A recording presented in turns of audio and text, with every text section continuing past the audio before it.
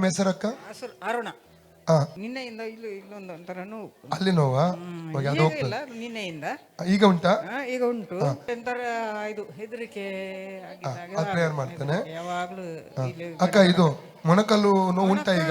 ಅದೇ ಆವಾಗ ಬರುದು. ಅದು ಪ್ರೇಯರ್ ಮಾಡ್ತೇನೆ. ಒಂದು ಮೊಣಕಾಲು ಭುಜದ್ದು ಭುಜದ ಮತ್ತು ಗಂಟು ಗಂಟು ಗಂಟು ಅದು ಯಾವಾಗ ಗಂಟು ಗಂಟು ನೋವು ಬರುದು. ಭಯ, ಒಂಥರ ಭಯ. ಇದು ಓಕೆ, ತಂದೆ ದೇವರೇ, ಯೇಸುವಿನ ನಾಮದಲ್ಲಿ ಪವಿತ್ರಾತ್ಮನ ಸಹಾಯದೊಂದಿಗೆ ಕರ್ತನೆ ಬಾಧಕ್ಕೆ ಬಂದಿದ್ದಾನೆ.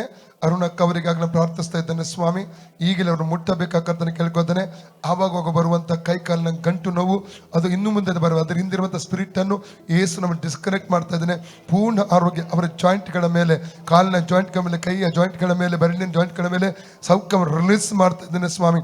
ಅದೇ ರೀತಿ ಕರ್ತನೆ ಭಯದ ಆತ್ಮವನ್ನು ಯೇಸುವನ್ನು ಗದರಿಸ್ತಾ ಇದ್ದಾನೆ. Spirit of fear out in name Jesus.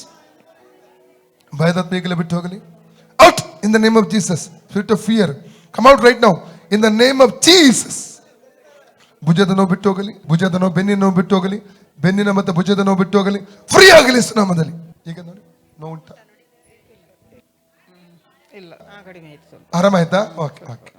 ಯೇಸುವೆ ನಿನಗೆ ಸ್ತೋತ್ರ, ಸೌಖ್ಯ ಕೊಟ್ಟಿದ್ದಕ್ಕಾಗಿ. ಓಕೆ.